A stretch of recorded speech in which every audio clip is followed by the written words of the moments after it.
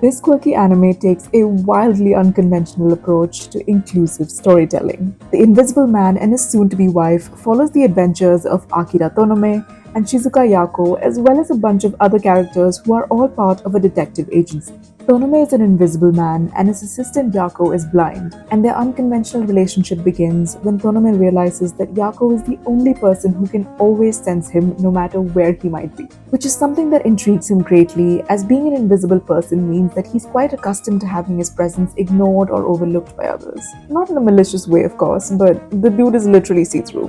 What are you gonna do? The story was born from the mind of author Iwatobi Neko, who in her own words enjoys creating work that explores the relationships between humans and non-humans.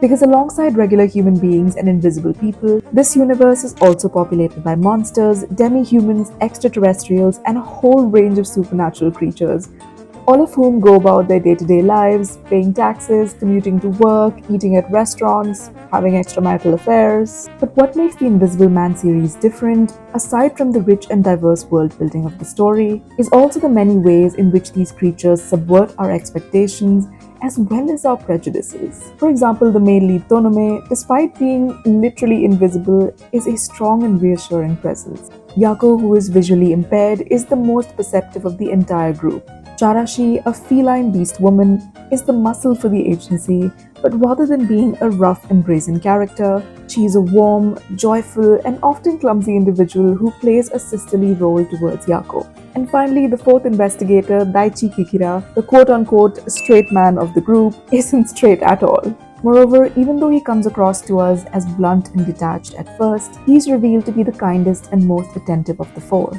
But I think that the care and affection put into crafting each character is best evidenced by the honest and sincere portrayal of Yako's life as a blind woman. The mangaka interviewed several real-life blind students in order to understand their routines, as well as all the habits and solutions that aid a visually impaired person. Not only that, according to Mia Page, a visually impaired voice artist, all the pages of the manga use blue contrast backgrounds, allowing the black and white characters to be seen better. The Invisible Man and his soon-to-be wife teaches us that inclusion doesn't stop at representation alone, and that understanding and working with each other's differences rather than ignoring or looking past them is the only way that we can build a more compassionate world. And if you want more wholesome snippets about pop culture, movies, and TV, then make sure to subscribe.